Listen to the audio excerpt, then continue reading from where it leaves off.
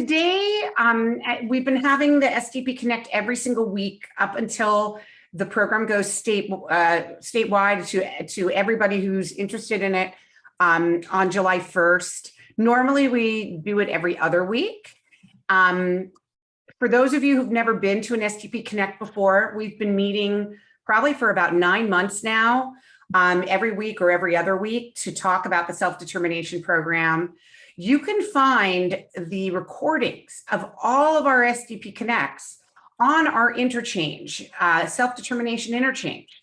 You can go to actually it's in the chat, but just in case you're not seeing the chat, you can go to the interchange, THE interchange.org, choose the self-determination interchange, and you will see the recordings of all of our previous SDP Connects.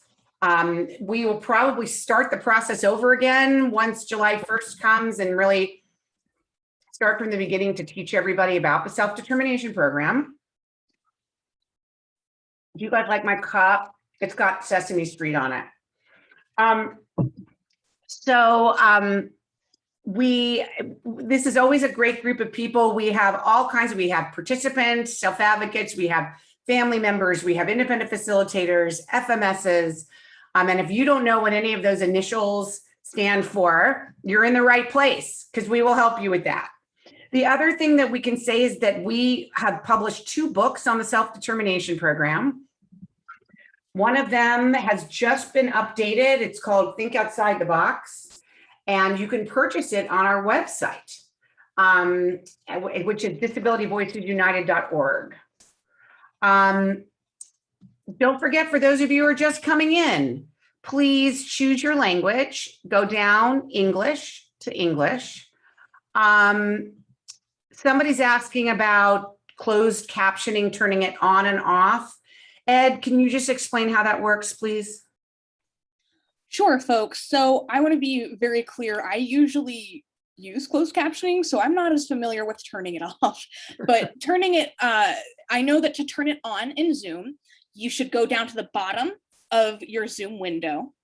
And hold on, I'll turn my camera on so you can see me. You should go down to the bottom of your Zoom window, and there will either be an icon that says CC, or perhaps there will be, depending on what device you're on, an icon that says more. You click live transcript, and you can either click view live transcript, in which case a box will pop up to the side, or you can click view as subcaptions. Unselect that option, whatever option is selected, if you would not like to view the captions in English. Unfortunately, we only have captions in English. My apologies. Oh, Talene says you can click hide live transcription. Thank you, Talene. Right. Yes. So you can have your transcription in your chat, which will annoy you a lot, and then you won't be able to see all the other chat. Or you can have it running at the bottom of your screen. Okay. To be clear, it will pop up in a third window. It will be in a third chat window. Mm-hmm. Okay, thank you. Thank you very much. All right, so let's get started. I actually don't have a lot of updates on the budget from last week. As you recall from last week, we were telling you that all of the amazing pieces that were put in the spending plan, the HCBS spending plan, with the Federal American Rescue Plan Act funds, or ARPA, as some of us call it, have been put on hold. The application was not sent in by the administration, or meaning the Secretary of Health and Human Services, and it is now being negotiated with the legislature. So I'll just kind of clue you in on the politics of this, because many of you may have been part of this advocacy, but while there's a lot of money this year in California, there's not an unlimited amount of money. Choices will have to be made. And there's been a commitment, and certainly a lot of advocacy, to increase the rates of service providers. And the thing is that there's not enough money in the DDS budget to increase the rates of service providers and do a lot of other things. And so some choices are going to have to be made. And I can tell you where Disability Voices United is, even if it may not be where you guys are. Disability Voices United believes that there needs to be balance in the budget, and that while we firmly believe that direct support professionals, people who are providing those services directly for us, for our family members, deserve to have a livable wage and deserve to have a wage that we can recruit people, that there has to be a balance with that, with those funds, as well as with the funds for things like the self-determination program, the funds for restoring social and recreational programs, the funds for systems change and to create equity in the state for people of color and other underserved people. And so we're certainly advocating for there to be a balance in the way that the funds are going to be decided on. We hope you can join us in that effort. And one of the ways you can join us is to really talk to legislators, either through email or phone calls, to say how important those proposals are in the budget, or those proposals are that in that spending plan, that HCBS spending plan. I went over it all last week. And it was things like, $150 million for housing to increase the ability to get affordable housing. And it was an ombudsperson or a person in the government who will listen to us and hear our concerns for the entire DD system, not just for the self-determination program, and to rethink the way the fair hearings work, as well as many other really important items. And right now, all of those items are on the table alongside with those really giant rate increases, which is going to cost about $1.6 billion a year forever. And so there's kind of a debate going on between the governor and the legislature on exactly how to spend the money. And we are advocating for there to be balance, that we need to have targeted rate increases for those services where the direct support professional really needs an increase in salary, especially when they're providing services that are integrated in the community, and that we hope that they will continue to fund the other things. We don't know where things are for the timing. The budget must be signed by Governor Newsom by the 30th of June. The budget that gets voted on must be available to the community, I can't remember, 2 or 3 days in advance. So if you kind of look at the timing and work backwards, the latest they can come to an agreement on the budget is probably a week from Monday. That would be the absolute latest. I'm going to guess it'll probably be before then. And so I would say at next week's SDP Connect, things will be a lot clearer on where they're coming out, I would say. We'll know a lot more. But if any of you are interested, I'm wondering if, Ed, you could just put our latest, maybe yesterday's constant contact in the chat so that people can look at that. And you can see the phone numbers you should be calling and the legislators. So for the rest of this, I mean, I know that was very short. I was assuming there would be more updates for you. There are not. But so that just leaves that much more time for those of you who are going into the program to ask questions about the self-determination program. Any questions you may have, you can ask really beginner questions like, where do I find an independent facilitator? Or what is an independent facilitator? If you don't even know what that is. You can also ask questions that are really complicated about some, maybe you're going into your second year, or you're negotiating your budget with your regional center. I can tell you that this week I went to the Regional Center of Orange County's meeting. Each regional center has a local advisory committee. and I went to their advisory committee meeting, and there was over 100 people there, 100 parents who were all expressing their concerns about the way the program's going in that regional center. So I'm very concerned about that. Very concerned about that. So I really encourage you to go to your local advisory committee meetings. You can find out the dates of them by going to your regional center's website, maybe looking at the calendar. I would say most of them are meeting once a month. Sometimes their meeting times are terrible, like, 10 in the morning or 3 in the afternoon. So if you actually have jobs, it makes it really difficult. So what I'm going to do is I'm going to start calling on folks. You can ask questions in one of two ways. You can either use the raise hand feature, at least on my computer. You go to the bottom of your screen, click on reactions, and then click raise hand. Some people, it just says raise hand at the bottom because you have not yet upgraded your Zoom. You can also ask your question in the chat because Ed monitors the chat, and then at a certain point I'll have her go through and ask some of the questions that we're seeing there. So either way works for us, okay? So first I'm going to call on my friend Sean and ask if you have a question or you want to tell us something's going on this week. Hello, I am I was a chair and a vice chair of my regional center CAC.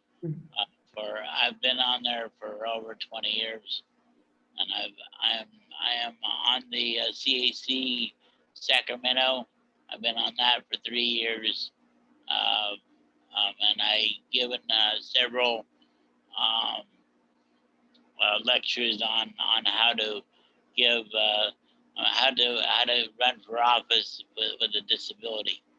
And I don't know if you got my email yesterday. I sent you a couple photos. I did, Sean, and that's why I called on you first. Yes, because I want, I go, can I be one of your spokespersons is what I was asking you, and I'm gonna keep asking you until I can be a really, really big advocate for you. We would love that so much. What I'd love to do is to put Ed Herzl in touch with you, and we can figure something out, okay? Yes. All right. Thank you, Sean. Really appreciate it. Okay, Patty Wong, go ahead. Hi, thank you. I want to ask a general question. So I know that the SDP is supposed to be available to everyone in July. The regional center I belong to, they started the orientation, and we are asked to sign up and to attend before we can be eligible. My question is, from my experience, it takes forever to get response back from them. So for this SDP, is there a guidelines that they have to get us on board within certain time, or like feedback within certain time, so that it won't be dragging on until next year? No, the answer is no. I saw Jan laugh or smile when you asked that question because she's the champion of, oh my God, how long could it take for Inland Regional Center to respond to requests? Here's what I can tell you is that we, as an organization, Disability Voices United, try to get into the budget, this budget I've been telling everybody about, timelines by which regional centers have to respond. Like, let's say 10 days to get an answer on budget, 10 days to attach the spending plan to the IPP. We have all these. I've showed you guys in previous SDP Connects exactly what we're asking for. We're a very transparent organization. We tell you guys everything. But I have a feeling we're going to lose on that, honestly. We're negotiating with folks on it, and it is not looking good that we're going to get that in the budget. However, one of the things that we're really focused on is the fact that DDS is giving most of the money for the self-determination program if it gets passed. Most of the money will be going to regional centers. We're not getting the money for the self-determination program. The regional centers are all going to be hiring lots and lots of new staff. I'll tell you, what we're hoping is that that new staff is not going to just put up more barriers for us, because that would be the opposite of what the money's supposed to be. So that's why these meetings are so important, because as the regional centers hire these folks, if I hear, wow, now we have 4 people to fight against instead of 1, we need to be reporting that to DDS. So putting in these people are supposed to be getting us faster answers. And so DDS said that even if there's no timelines put in the budget, that they will send out directives, who knows when, with very specific timelines in it. So we will continue to advocate for that. I encourage all of you to stay involved in our work, because in fact, I wanted to tell you all about a meeting next Tuesday. Yeah, I won't see you before then. So next week on Tuesday, the 22nd, starting at 10 a.m., the statewide self-determination advisory committee will be meeting all day. It's till 10:30. It's going to be a great meeting. And it is the statewide advisory committee is comprised of the chairs of the 21 regional center local advisory committees. And we are at that meeting. I have to tell you, we invited DDS to speak, and they have said no. They said they will not have final decisions on the budget, so they will not. They said in July they will be ready to speak to us. But we will have a panel of regional center directors, then a panel of independent facilitators, and a panel of financial management services providers, who will be talking to us about what they see as, what they see is how the program is going to roll out. I don't want to put up what they see as barriers, because hopefully they'll see some good things too, but how they feel that the program is going to roll out starting on July 1st. So I encourage you to go. You can find information about that on the State Council website. I don't know if anybody is here from the State Council, but you can maybe find it and put it in the chat. But that's a very important all-day meeting next week, and I encourage you to go. And there is a public comment period. They really keep it very, very strict in your timing. So, if you're going to speak, I would really keep it to 1 to 2 minutes. But you'll definitely have that chance next week to talk, and we'll all be hearing you. That's our job, is to take what you say and take it to DDS. Ed, why don't you ask, before I pick on the next person to speak, why don't you ask 1 or 2 questions from the chat, please? Certainly, I have so many. Our first is from Laura. Hold on 1 second, I'm going to admit her because that might be her. Our first question is from Laura. Hi, I am awaiting our regional center to enroll us come July. However, in the meantime, we have asked for a service to be reinstated. I was just asked by our case manager if we wanted to continue with the decision on reinstating the service, or if we wanted to instead join the SDP when it opens, as if we could only choose one option. Should we wait to enter the SDP to ask for the reinstatement of service, or should we push for it now?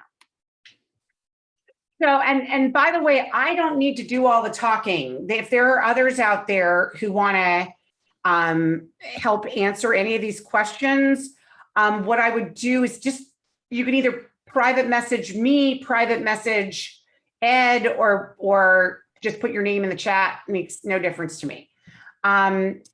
So the important thing that you should do is, so you don't need to ask for a service to be reinstated, because that service, you don't have to start using that service to get it added to your budget. That's kind of a waste of time.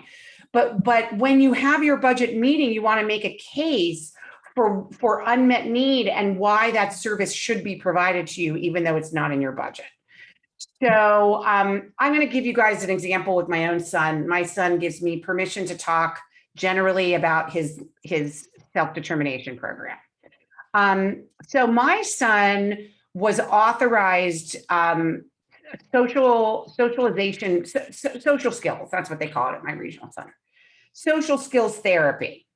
And a couple years ago, he went to a social skills program. It was all people with disabilities, all adults with disabilities, sitting in a tiny little room up against a wall, and they never left, and they played games, and he hates playing games. And he doesn't like being stuck in a room. And I said to, and he's like, I want to leave. And I said to the people directing it, who are wonderful, fabulous people.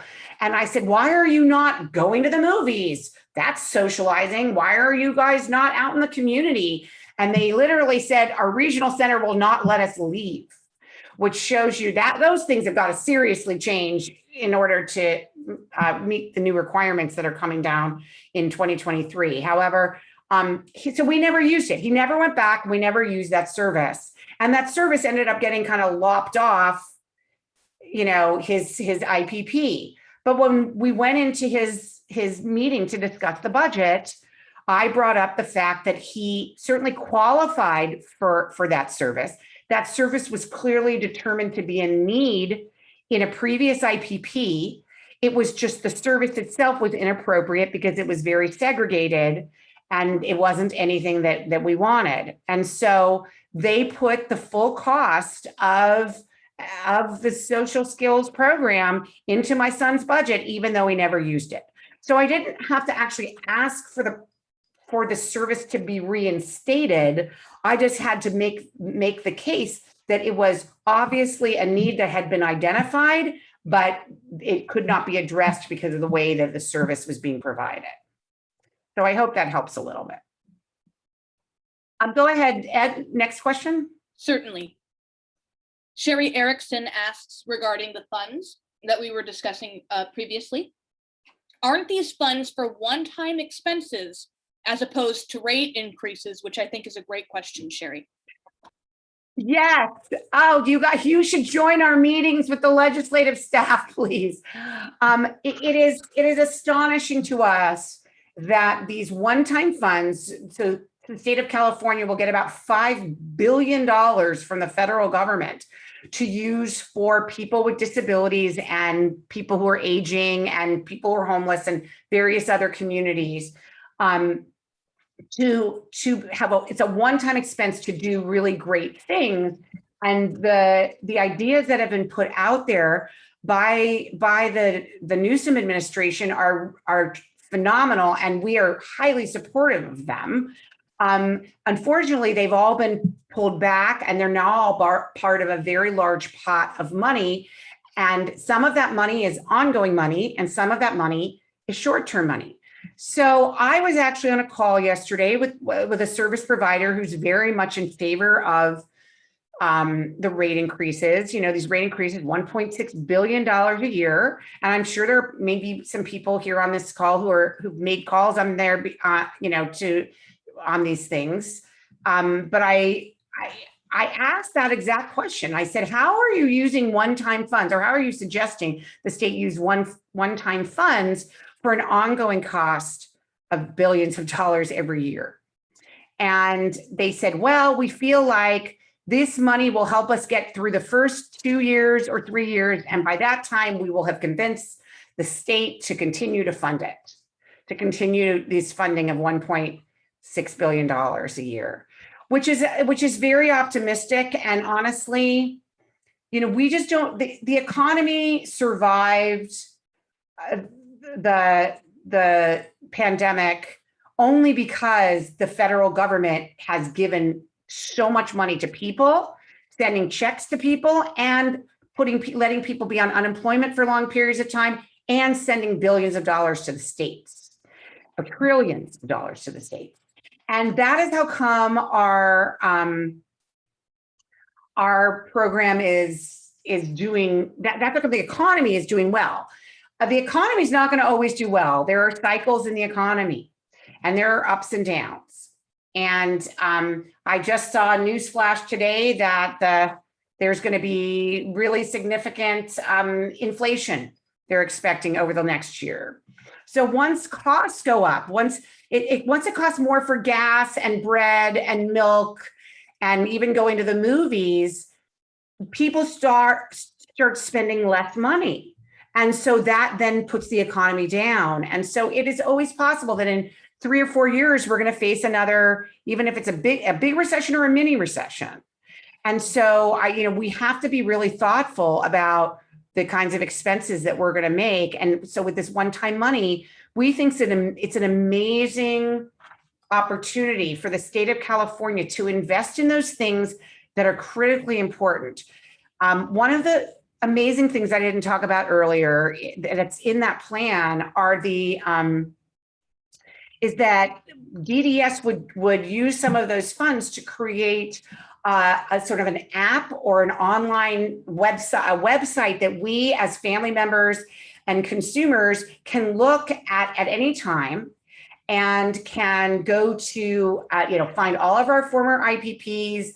We can find all the reports. We can find what, the billings from service providers, the reports service providers have given. We can set up appointments, have communication. If any of you belong to a hospital system or Kaiser or something, I know I use the portal for the hospital where all my doctors are at all the time. I look up my test results. I compare them to last year's test results. These are the things. And so it's also a way for us to tie all these rate increases to outcome. For us to just give more money to service providers or to regional centers, for that matter, without clear expectations of what we want out of it. Things like higher employment rates of people with disabilities or better health or people who are happy or whatever it is. It's really, we will be able to track outcomes and even potentially, do a survey to say, how are we doing? Are we satisfied? Are we happy? And so having these opportunities to create these systems just one time, with this one-time money, this is an opportunity that we don't want to miss because we have been asking for these kinds of things for years. While this federal money is kind of a gift to us, which is so great, we have been asking for the state of California to fund these kinds of system change and outcome-based, methodologies for years. We've been asking this for years. If for DVU, it's our number one priority is giving people choice and control with self-determination, creating equity, which a lot of the programs do in there, also to produce meaningful outcomes and to have accountability and transparency. And really all of those values are in place there. And so we really, really hope that it gets to reality. We will see. This is going to be, I'm sounding a little tired because I'm a little tired because we've been working very, very hard, very long hours. I was writing a document about inclusion up until about 11:30 last night. So I'm a little tired. Go ahead, Ed. Certainly. I'm going to skip around a little bit because some questions are being asked multiple times, and I'd like to get them answered first. I have a question from both, let me find it, Natalie, as well as Janelle, who asked a very similar question. Last week, Judy, you mentioned avoiding using the word behavior in your IPP. Natalie asks why, Janelle asks what the pitfalls of doing that are. So very similar questions. Yeah, so you only want to use behavior if it's not going to trigger generic resources. So let me step back and explain what that means. So people with autism who are served in the regional center system cannot get the regional center to pay for behavior therapy. You have to use your insurance or Medi-Cal. And so by saying the word behavior that in your spending plan and saying I'm paying for a behavior therapist, the regional centers will then say you need to go get that from your insurance company first. Now, if the diagnosis is not autism and it's Down syndrome or cerebral palsy, you can definitely put it down as behavior. But since in majority of cases when behavior is used, it's a person with autism. That's why I'm giving you that warning. I've just seen a lot of people who are getting their spending plans sent back. Remember, regional centers do not need to approve your spending plans. There's nothing about approval of it. What they are is what they're doing is they can ask questions about specific items and tell you that you have to change your spending plan if some of those items are not authorized services that the federal government will pay for, or that you haven't asked your generic resources first, or they're not integrated into the community. So, I can go through what each of those things mean, but what you want to try to do is just stay away from that generic resources trigger. Thank you, Judy. May I ask another question from? Sure. Okay, thank you. This one is a very important one, I think. Hawk asks, if you select an FMS, let's say you're new and you're going in for the first time, and you select an FMS and you decide you don't like them 3 to 6 months into the SDP, can you switch FMS services? Absolutely. At any time. There's no time. You can switch it after a week. I mean, it's probably not a great idea to be switching it week by week because it's kind of a hassle. But if you are having problems with your FMS, you can absolutely switch to a different FMS provider. It is a bit of a hassle and could cause some issues around pay, and you want to make sure your staff gets paid and everything, which is why I tell people interview your FMS, interview your independent facilitator. We have a set of questions that are in our book, but they're also on the DDS website because I wrote it for the orientation.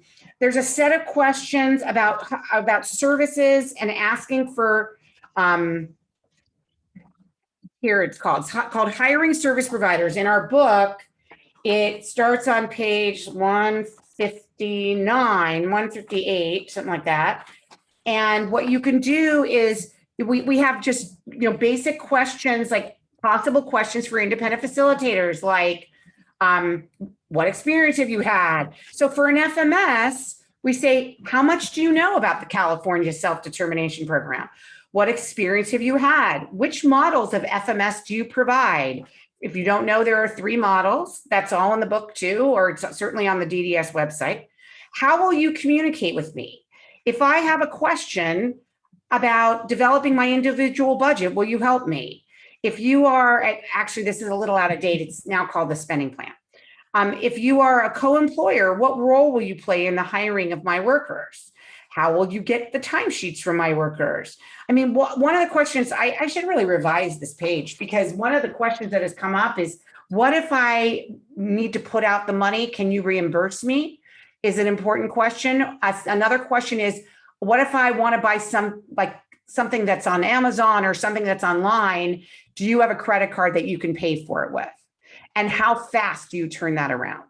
So these are all the kind of questions that you need to be asking your FMS so that you don't get surprised when you are actually working with them and realizing, wow, I didn't know they do that. All right. All right, I'm going to call. Oh, sorry, Judy. I just got a really concerning question in the chat, and I'd like you to address it if possible before we move on to hands up. Hidara has said, at our SCDD meeting yesterday, when referring to the self-determination program, a manager from our regional center stated, if the program opens on July 1st. Is there any possibility that the program won't be available on July 1st, as he implied? There's no possibility. And it really makes my head want to explode when I hear stuff like that, because it's not the only place this is happening. Please let me know which regional center that was. Did you say which one it was, Ed? I don't think it was, but she's typing another question and she mentions Orange County. So maybe Orange County. Yeah. I was on the Orange County call. There was 100 of us on that call. So in the budget, it very explicitly says the program will begin on July 1st. It absolutely explicitly says that. Some of the other pieces are still kind of being discussed and negotiated. Oh, it's Alta Regional Center. Oh, okay. San Diego said it today too. Awesome. Thank you. It will 100% begin on July 1st. Now, what does that mean? I can tell you what it means at my regional center that fully admits that it will begin on July 1st. At my regional center, what it means is you can start having meetings with them about your individual budget. We've already been offering orientations at our regional center, but it means that you can now have your budget meeting. So July 1st is 2 weeks away. So you should be scheduling budget meetings with service coordinators right now. And you should certainly have already been thinking about your person-centered plan. Who is it that's going to help you with that person-centered plan? Or even holding your person-centered plan. Remember that the $2,500 that you could access up to that, you don't have to use it all, but up to $2,500 to hire a person-centered planner is currently in the budget. I guess it is possible that money could be taken away and used for rate increases for service providers. You guys need to know that. You really need to know that if it costs money, it's all on the table. But the July 1st date doesn't cost money. So that's why I'm 100% certain that will happen. I am 95% certain that $2,500 will be available because it's a really small amount of money in the overall scheme of the budget. And if it was pulled out, there would be a whole lot of us screaming very, very loud. It's $2.5 million for that line item versus, 1.6 billion. So, I think the small things will remain. So we will see, but so I can't 100% guarantee that the monies will be there, but I can guarantee absolutely. I just had a meeting with DDS this week and we were all talking about the July 1st rollout. So I can promise you it will happen. And there is a problem with these regional centers who are, trying to put up more barriers with us by saying we haven't gotten everything in writing, so it couldn't possibly be true unless it's in writing. Well, I can tell you that if it's in law, even if DDS hasn't sent it to them, it will be in law by June 30th because the governor will have signed it into law. And so we will do our SDP Connect is actually on the 30th of June. And so we will be absolutely having a celebration that day because the budget will have been signed at that point. All right. Judy, the regional centers, just before you move on, the regional center was Alta. Yeah. Kiara says, and then Sandra says San Diego said it today. Orange County has said it in the past as well. Yeah. Not good. I did see someone ask a follow-up question on behavior, like what should we call it instead of behavior? If it is behavior, if it is traditional behavior therapy that you're doing, you should be using your insurance to hire them. So you shouldn't be having to ever call it behavior therapy because behavior therapy, you should try to use your generic resources to stretch your self-determination budget. But if what you're doing is using, let's say, a behaviorist to help with employment, or behaviorist to help make friends, or behaviorist to help with independent living skills, or to figure out how to buy groceries at the grocery store, then you want to call it something different because it's not behavioral therapy. Behavioral therapy is, traditional ABA where somebody's taking data on behaviors and they're doing a analysis of all the data. I mean, that should be paid for by your insurance company. But if it is just that you're using a behavioral agency, but you're using them in a different way, then call it what that different way is. So I'm not sure. Yeah, Diane saying communication. So if they're a communication partner, that is absolutely allowed in the self-determination program. Okay, so I'm going to now go to Lourdes Gomez, who has a question.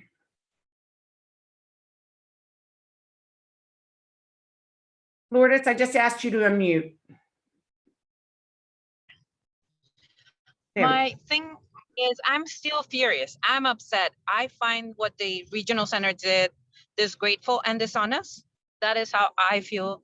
And I want to know, what can we do if we feel that what they're doing, like they sent emails about them advertising to us, the families, hey, sign the budget, tell the governor how important this is, but they never disclosed that they had a second budget plan. Who can we turn and say, hey, I actually feel that they took advantage of the families? Is there any entity, anyone that we could turn? Because I feel like I signed the wrong budget proposal because it came from ARC, it came from the Yeah. ARC of California, it came from my Anterman Regional Center. I felt they took advantage of my good faith. You should be telling this to the legislature. Telling it to the service providers or the regional centers is not going to help. You should be sending emails to the budget committees. I can put in the chat the links to the Senate and Assembly budget committees. Should be telling them that exact thing, Lourdes, where, you know, I did sign the petition for whatever, and I didn't realize that I didn't agree with it. Let me tell you what I think is important. And they will read them. They read them all. So it's important. You should also know that some of you may actually live in the districts of some of the budget committee members, which makes you very valuable. So let me tell you, the most important people for us to work with are Assemblymember Arambala, which is in the Fresno area, Senator Susan Eggman, who's in Stockton. They're the chairs of the budget subcommittee that work on these issues. There's also something there's two other very important people who are the chairs of the full budget committees. So you should really be focusing. Philip Ting from San Francisco, and I'm blanking on this Senate. Oh, Nancy Skinner, who is from I can't remember where Nancy's from. Anyway, and then there's, of course, the President Pro Tem, Tony Atkins from San Diego, and Anthony Rendon, who is the Assembly Speaker, who's from Paramount, the LA County area, Paramount, which I think we probably have some people on from there. So Berkeley, thank you, Cindy. I knew that because she's Nina's senator. So yeah, it is so important if you live in their districts to call up, speak to somebody in their office and say how important this is to you. All right, Sean,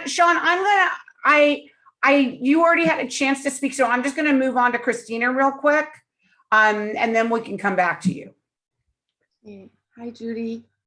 I just have a comment and then a couple short questions just to understand this whole budget issue and that they're postponing the application. So one is, how long do they have to postpone the application? Seems like there's not a lot of time when it comes to the federal government. That's one of my questions. The other question is, when was the last time that the service providers got an increase? Was it 2018? Or was it before that? And then I just want to give a little bit of a comment of what I've learned over the last couple years with regards to the system, so people understand, because I was not aware of what was happening. Yeah, so I'm going to answer those two questions so that we get a full chance to hear what you're about to say. And I am losing my mind, so I will not remember your questions. So how long do they have to turn in the proposal again? So here's the thing. I don't know. I've actually asked that question to a couple of folks and they didn't have the answer yet. They could have asked for 2 weeks, for 30 days, or 60 days. So 60 days is the most time they can have. If I had to guess, they asked for 30 days. So that's what I would have to guess. 14 days would have just run right up against that June 30th thing. And they're going to, depending on what comes out of the budget, they're going to have to rewrite the whole plan, the whole spending plan. Your second, I can't even remember your second question. When was the last time service providers got an increase? Yeah, I don't know. Maybe there's a service provider who can accurately answer that question. Because this is not my expertise, but what I can say is that I know a few years ago, it might have been 2018, there was an across the board rate increase of 8% for all service providers. All of them got it. Even those services, by the way, because this is all based on this rate study, and the rate study had winners and losers. So there were some rates that had really, like they said, they were super underfunded and they should be getting even 80, 90% increase in the rates. There were other rates that they said, whoa, those are too high, they need to be lowered. And so everybody got an 8% rate increase, even if their rate was supposed to be lowered according to the rate study. So that happened a few years ago. Somebody said it was January 2020. Yeah, I feel like some happened last year in 2019 too. Maybe I'm wrong. I'm certain I could be totally wrong.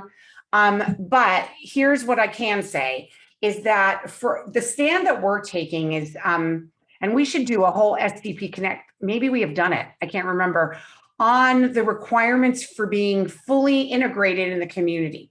So remember that all of the services that you use in the self-determination program must be in what's called settings or places that allow you full access to the community, or in your home. So don't think your home is not integrated. The home is so basically, this is what they're looking for. They want to make sure you're not in one of these very segregated work programs, big programs, or group homes where you do everything as a group and you have no choice and control over your life, right? Because that's the whole point of self-determination. Well, guess what? That rule is going to be in effect for everybody in the entire regional center system, regardless of whether you're in the self-determination program, on March 17th, 2023. That's less than 2 years from now. Now, if you're asking me, wow, I can't believe it's such a last minute, how come I haven't heard about this? Well, it's not last minute. This was announced in January of 2014. It will be it'll be over 9 years when the program goes into effect, when it finally goes into effect. There are already 21 states in the country who are fully in the new integrated way of providing services. Already 21 states. California is horribly behind. And so what we're saying is use these rate increases to push providers to become more integrated in the community. So to take those really segregated work programs or sheltered workshops where people make, pennies an hour or $1 an hour, help them move from that system to a new system where they're actually providing support for people to have employment in the community.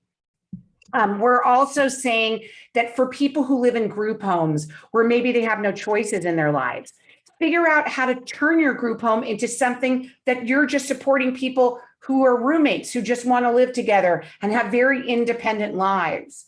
And they're just like living in a house where they're just hanging out together. So you should know that it's not like the providers are hearing this for the first time. And in fact, there's been over $70 million in grants that have been given from DDS to service providers to move them towards compliance with the Home and Community-Based Services Rule, or HCBS rule. So you should know that Nina and I have been working on a little document which is explaining this, which maybe we'll have ready for publication by next week, to show how we need to be focused on this community integration, that rates do need to be increased for a lot of services, but they really need to be targeted towards those services that are providing people with true integration, person-centeredness, and good outcomes. Mm-hmm. Yeah. All right. And also I'll just add to that it was supposed to be in 2020, right? 2021. They keep pushing the date for the CMS final rule each year. So yeah. And they originally gave a 5-year date, so it needed to be done by March of 2019. Then California, New York, and Texas, the big states, said, no, we need more time. So they pushed it back to March of 2022. And then COVID hit and they pushed it back to 2023, which to us made absolutely no sense. because during COVID, all of those group programs shut down, all of them. Because think about it, no one was going to a program, no one was sitting in a room together, no one was doing stuff together. So why did we need another year? We have been saying, why are we even allowing these group programs to reopen? Now that the state reopened yesterday, these group programs are allowed to reopen again in person. Why are we even allowing that? They should they had a year and a half to figure out how to reopen in a new way, and we didn't take advantage of that. So it's very, very frustrating to us. And most of them were fully funded. Yeah. Throughout COVID. You guys should know that providers, those big group program providers, got all the money, even though nobody was showing up to their place. And I will add that a lot of their employees filed for unemployment. Yeah. So they were not having to pay their employees. Right. I am looking forward to seeing the tax returns from some of these agencies, because it is very true that they let go of some of their employees who ended up applying for unemployment, and then they were continuing to take what was called absence billing, which means that even though they were absent, even though the consumer was absent from, or their client was absent, they could still bill. They then went to what's called alternative services, where they could do a Zoom meeting for 1 hour a day and bill for the whole week. So, I'm not, and I should make it very clear, there are some unbelievable service providers out there. Incredible. Howard works for Easter Seals. They're an amazing service provider. There are some incredible supported living agencies, really amazing community day programs. So I'm not saying that providers shouldn't get paid. They should get paid more. I am very supportive of supporting living getting double the amount of rates that they have, double. But what we can't be doing is continuing to push money into these programs that are outdated and that need to be changed already. And let's just move them towards a new way of doing business. And the transparency issue. And that's the thing for me. And I just want to share very quickly what I experienced and why I started to get into wanting to know more about the system and how it works. And it's regarding this. So and again, I'm totally with you with service providers. There are some amazing service providers that are providing wonderful services for consumers.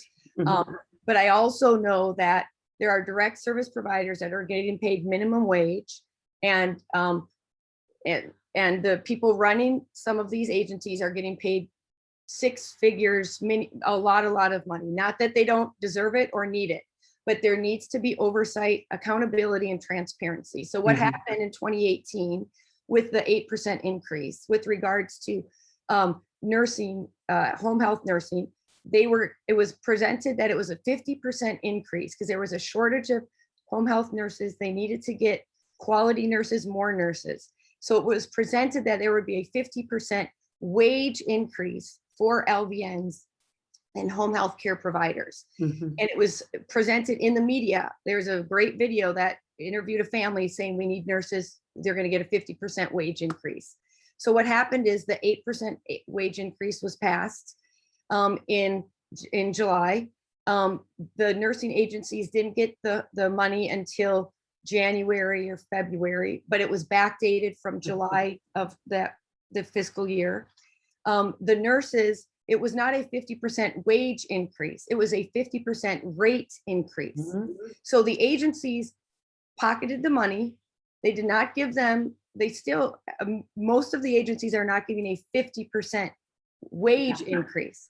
And I asked the head of the Department of Healthcare Services at the time, Jennifer Kent, I think her name was, about it. And she said, what do you want from me? Quote unquote, what do you want from me? I can't control that. And I said, well, who does control that?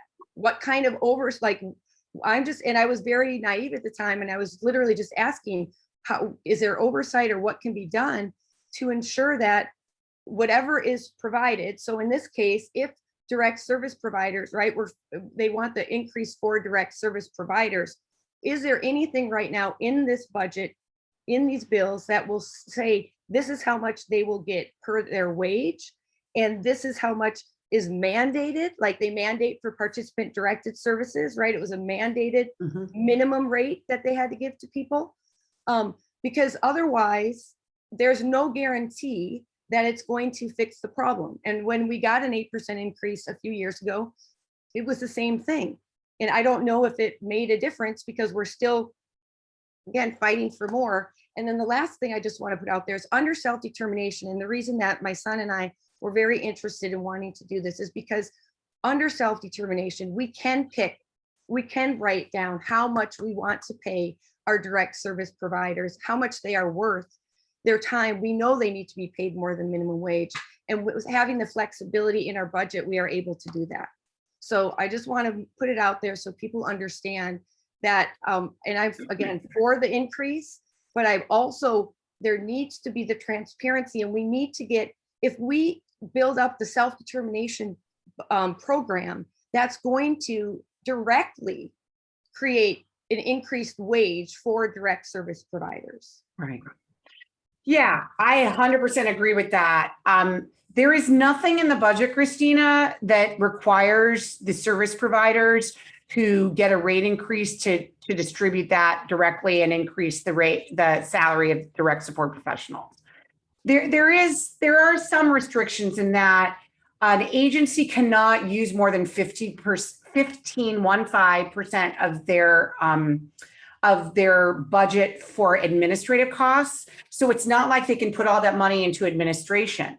However, there's lots of ways to put that money into other things like property, equipment, let's say, mid-level staff, supervisors, the executive director. I mean, there are regional centers not regional centers, sorry. There are service providers out there where they're frontline staff who work at a day program or a group home make minimum wage, and the executive director makes over $1 million a year. And so that is very frustrating to me. I would say that that's not a common thing, that doesn't exist in most places. But if it can exist, if the system that we have in place allows that to exist, then that needs to be changed. So that's certainly something we fight for every day. And we are not, I would say we're not winning right now. We are not winning right now, guys. Go ahead. I know I've seen a ton of activity in the chat, so go ahead, Ed. Certainly. Just tell me when to stop. I have questions for days. A question from someone who I know wants this question asked aloud, but I'm not sure if they want their name said, so I won't say it. The program manager at South Central Regional Center said, quote, "The regional center absolutely approves the spending plan," end quote. And the law gives the regional center the authority to do so. The program manager is very dismissive and creates her own rules. Please inform DDS. Oh, I have informed DDS about the program manager at South Central. Oh, I have. And I suggest that all of you at South Central file complaints with DDS about the program manager. I have also tried it the nice way, everybody. I've asked to meet with the program manager at South Central to maybe clarify some of these places, these things she's getting wrong, and she's refusing to meet with me. I've asked twice.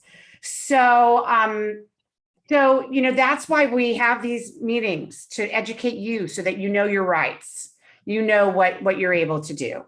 So I think it's, so no, regional centers do not have the authority to approve a spending plan. They can review the spending plan to ensure three things. Number one, that the service or good, or the item that you want to get or the activity you want to purchase is part of the federal waiver, or that application we have to receive funding for the self-determination program. There are 26 pages of those kinds of services in our little book. It's also on the DDS website. Number two, they have to review whether you should be looking at generic resources. So like, should insurance be paying for behavioral therapy or occupational therapy? Should you be asking your school district for tutoring? So that's generic resources. And number three, to make sure that service is either in the home or in the community.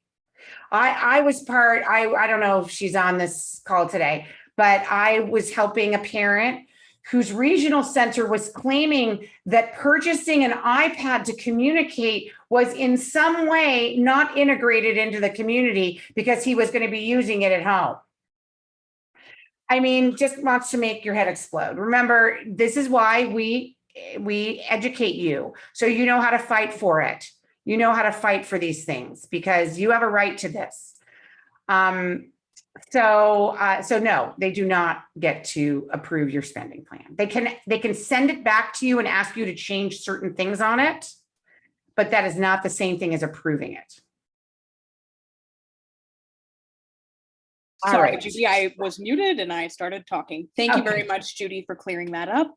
I have a great question from Tommy, who asks, who will be determining whether the outcomes are good? I get nervous when we start discussing reviewing outcomes because that is often used to discontinue funding for services. Yeah, Connie Lapin was saying almost the same thing to me very recently. So yeah, that is very important to us. What are these outcomes? And so that if you look at the mission statement of our organization, of Disability Voices United, we talk about meaningful outcomes to us. They are meaningful to us, not meaningful to the bureaucracy or meaningful to other people. You know, being employed is meaningful to some people. My son could care less whether he has a job for the rest of his life. So that is not a meaningful outcome for him. So, you know, we need to, so there have to be outcomes that are determined through a process that is the center of it is person-centered planning. Whether you're in the self-determination program or whether you're not, you will be required to have person-centered planning once 2023 comes in. With the same integration rules also require person-centered planning. You in the self-determination program, you're required to have it right now. I see Connie having her hands up. I know she would love to talk about this. So go ahead, Connie. Oh, you just muted yourself again. Do it again. Okay. There you go. Yeah. You were very articulate. You said it all. Somebody said to me, measure what matters. Mm-hmm. And measure what matters means your person-centered plan should be talking about what matters to you. That's the difference between the person-centered plan and the IPP. I don't know how long it's going to take for people to get through the trajectory of checking boxes. We have so many surveys where people are afraid really to say how bad it is, or how they want to measure something. We're so intimidated over the years. My son's 53, and I've been through a lot. There's been more paperwork on my son about checking boxes that had no meaning. So it's simple, measure what matters, but not what matters to regional center. Of course, safety and health means something. Of course, we want to feel that our people have a safe place to live and be happy. But it is, we all have a lot to do, and there's a lot. I mean, I never dreamed there would be so much money in play. Now we have to make sure that it matters where it goes. Mm-hmm. And Judy's made a really important case, but just think about it. Measure what matters. Yeah. Thank you, Connie. Go ahead, Ed. Certainly. I just got a really great question from an anonymous question asker. Can you please ask if employees can be paid with vacation with self-determination funds? If they do those funds need to be in the plan? I think this is a great question. This is one I've never heard before. I don't know about you, Judy, but. Wait, so you mean like paid time off? Is that what the vacation means? That is my understanding of this question. Well, by the way, yes, of course. You are required by law to offer all of your employees sick leave, but I can tell you this, that there is paid time off in all of my son's staff's plans. Let me tell you the way you do that. It's not so much that you're paid time off. It's not like you're giving them vacation pay. It's that you are budgeting 52 weeks a year for them. So if you're budgeting in your spending plan 52 weeks of pay a year, assuming that they're an employee that's going to work with you for the whole year, then that means that if a couple of weeks you are putting them out on as paid time off, if they're on sick leave, you can absolutely put that in the plan. That is pretty standard for staff. Not a problem. Amparo, would you like to ask your question?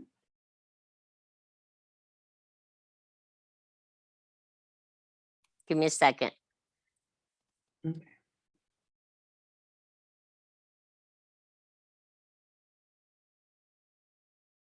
All right. So Amparo, oh, there you are. I'm Okay, trying great. to unmute and I'm trying to put my picture back up, but my phone wasn't There working. you are. Yeah, sorry guys. I was just trying to be quiet here and listen. You know, I'm 100% for what you guys are doing, 100%, and I'm 100% writing the letters and 100% backing you guys up. But as a parent, I also remember that we have the backup regional. You know, some cases must be still followed by regional.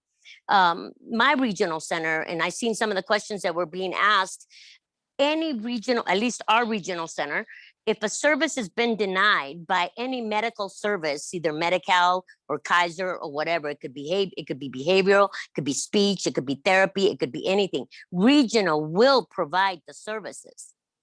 So I don't know, I know some people, and I know it's hard sometimes, and it is difficult, especially if you guys got new workers or workers that like to yell. But you know, we're parents, we know how to yell back, and we know the law. So I respect, and I'm 100% with you guys. I did read the budget, and this budget is combined with regional center's budget.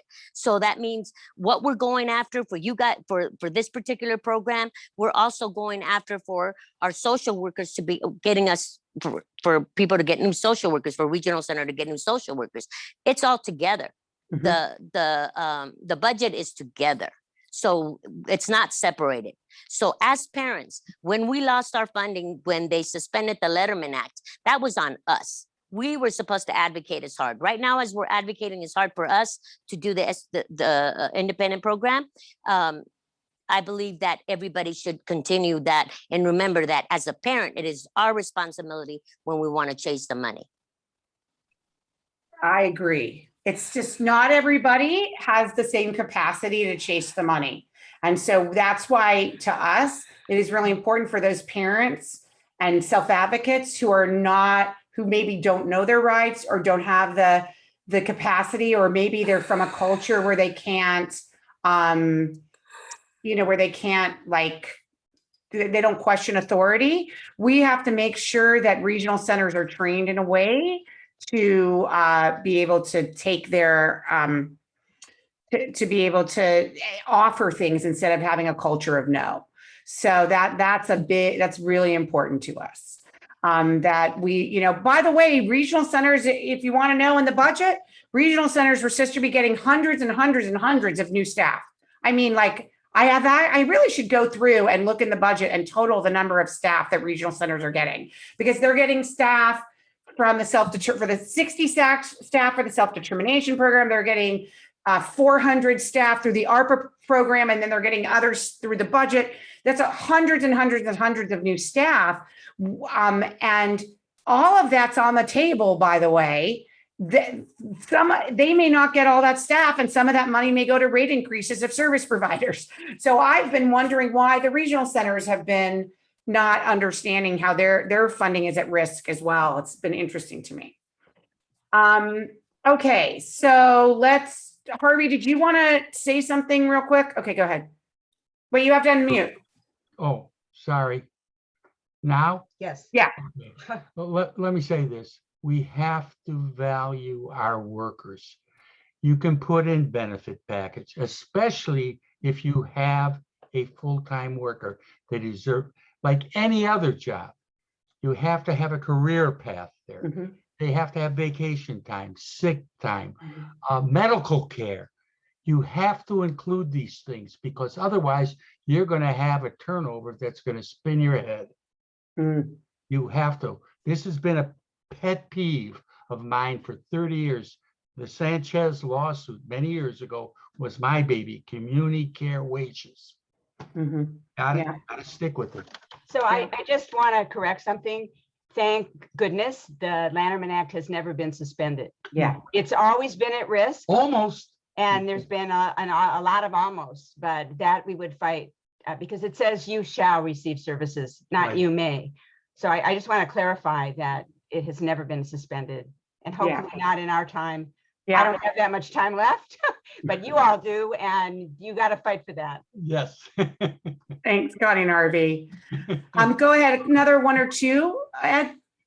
Certainly. And I just want to say in advance, folks, we have so many questions. I'm really sorry if we don't get to yours. I'm trying to address some in chat. Nalin asks, we met with SARC a couple of weeks ago, and she said, I'm assuming a service coordinator, said that we could do self-determination, but despite my son turning 18, the school will have to provide services since he doesn't graduate until 2022.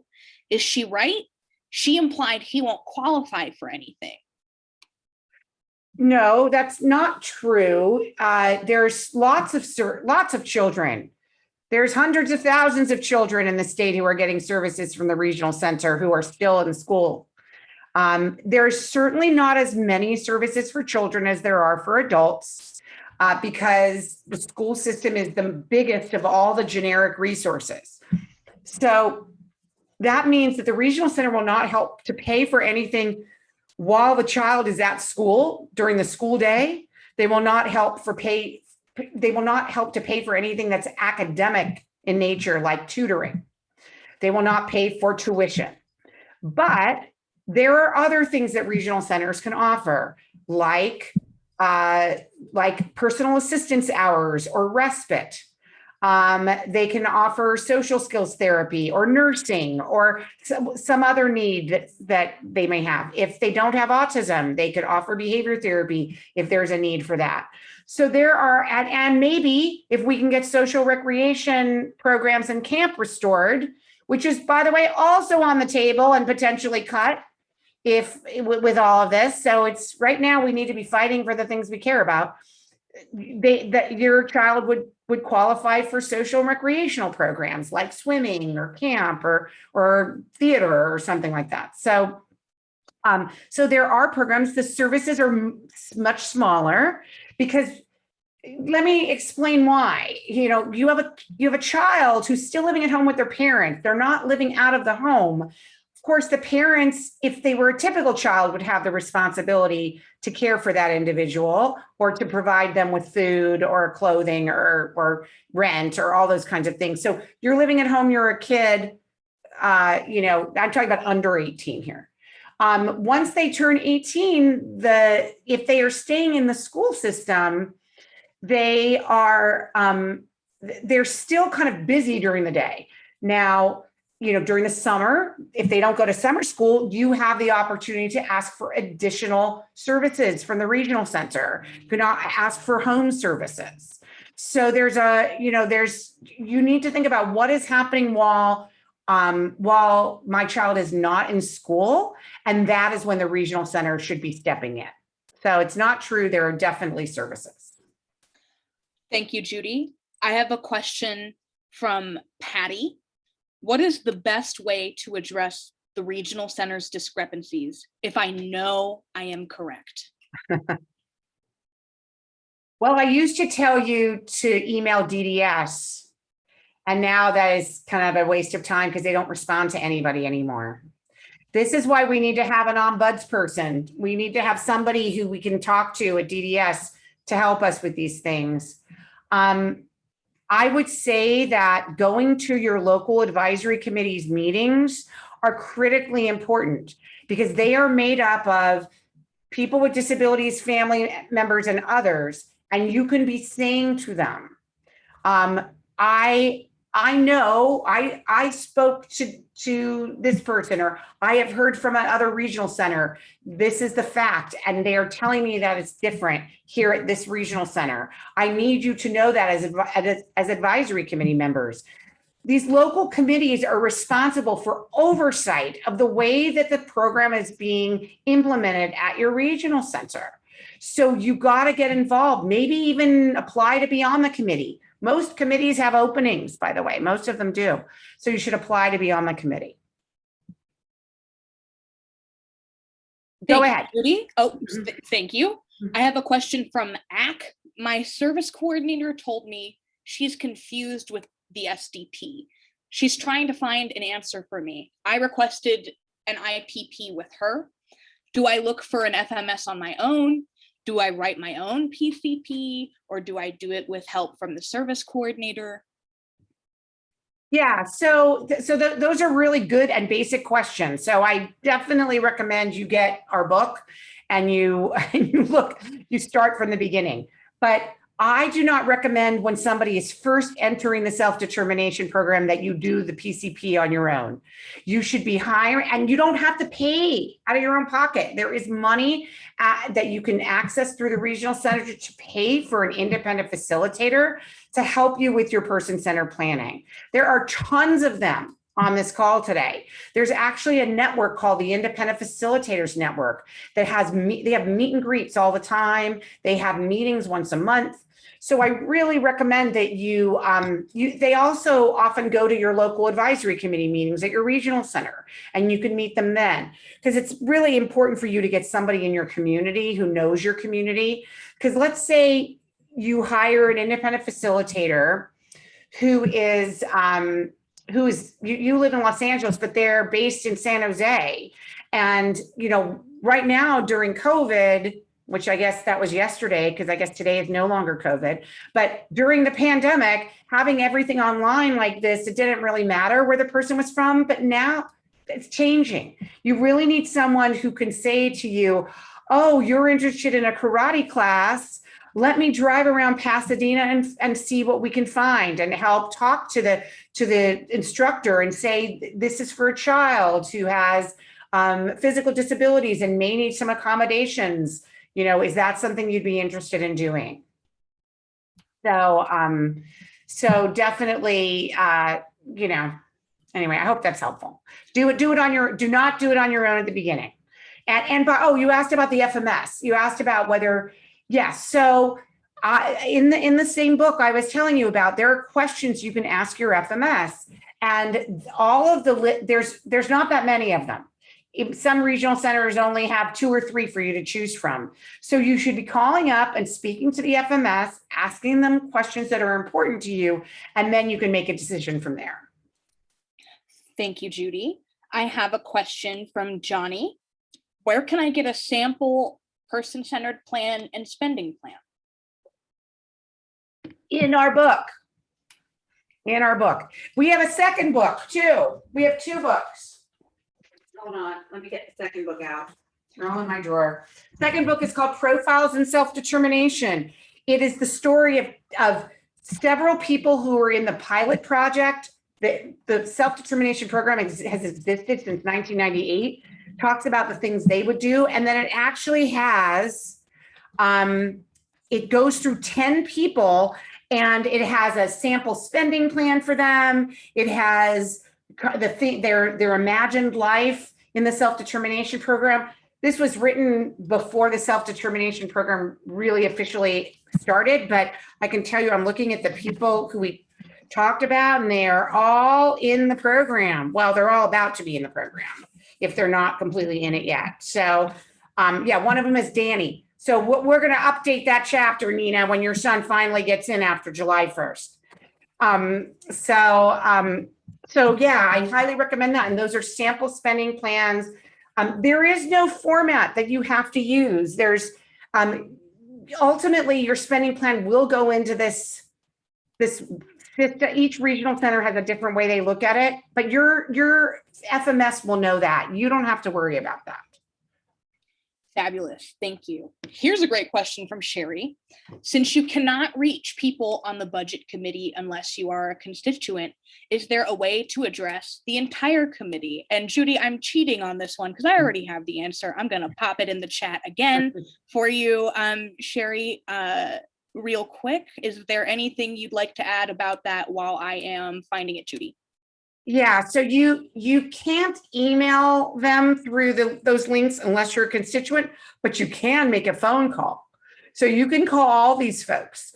They're going to listen to you less if you don't live in their district, but it is really important. Yeah. And Ed's putting in the chat, these are the committees and the general email addresses of the committees.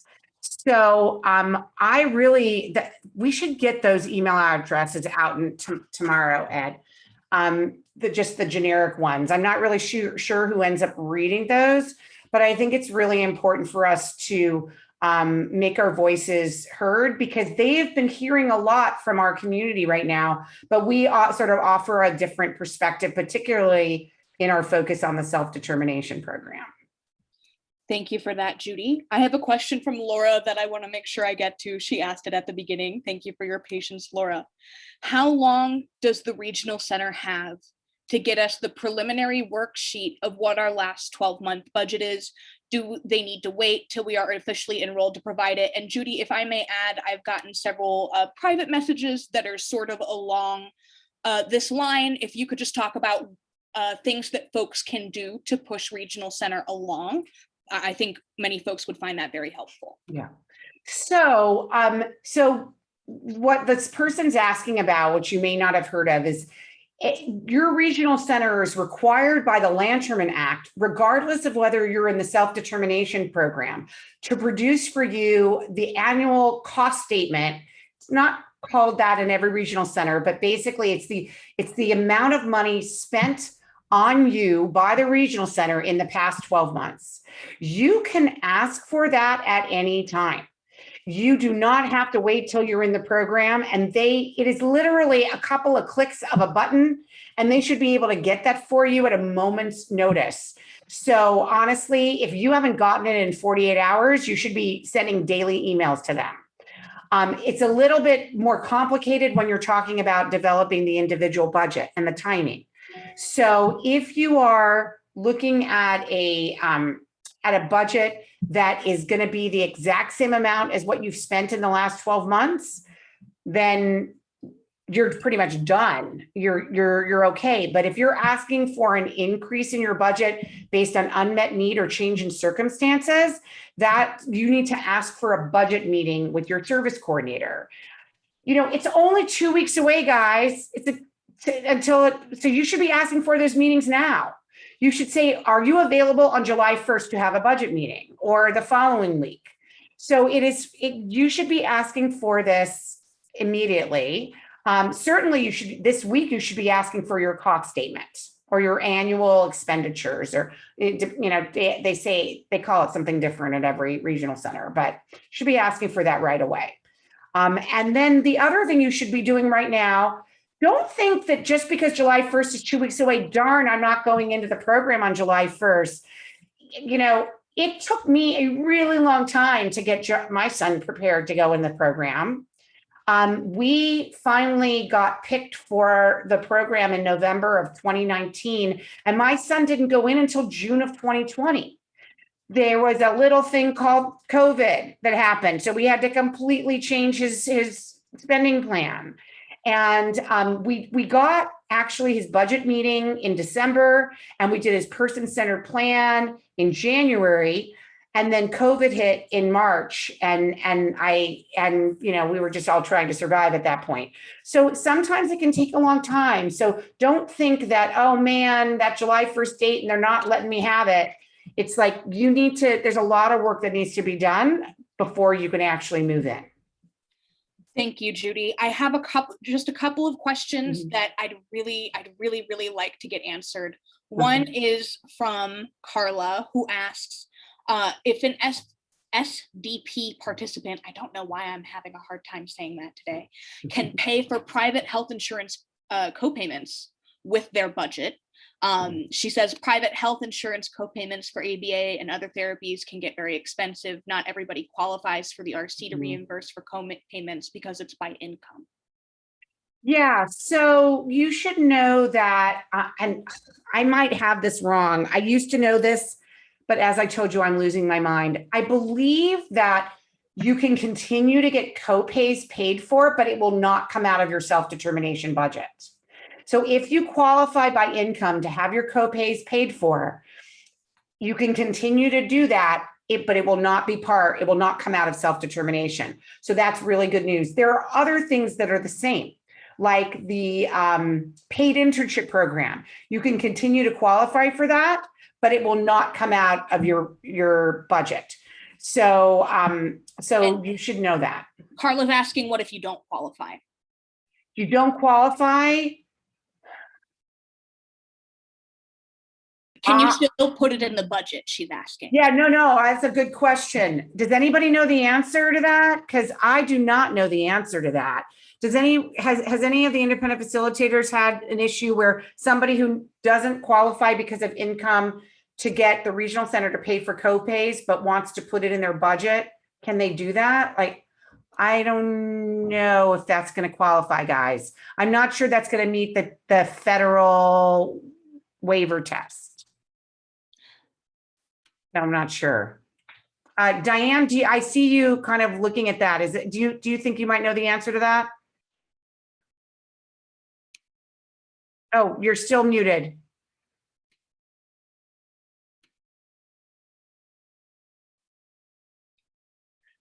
Carla is saying someone told her to put it in participant goods and services. Gigi Thompson is saying she's included it in spending plans. There I am. There you are. Oh, sorry, Okay, Diane. yeah. So sorry. Regional center is the payer of last resort. That's all I want to add about that. I'm sorry Yeah. that I had trouble with the mute button a minute ago. Yeah, and Talene is saying it's outside the spending plan, which I just said. I know it's outside the spending plan, except that not everybody's qualified to get those co-pays. So if you're not qualified to get those co-pays outside the spending plan, can you get it in? I don't know. That's a good question.